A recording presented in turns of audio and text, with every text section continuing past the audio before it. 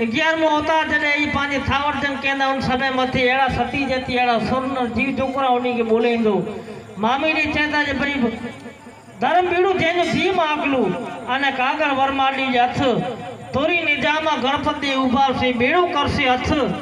अने बेड़ीए मातु दस्यो ने जना शास्त्र लाओ कने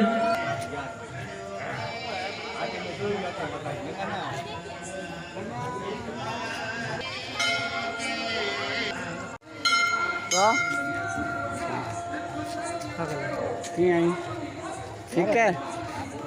आई वञण भोजन ते ॿियो दर्शन करे गणो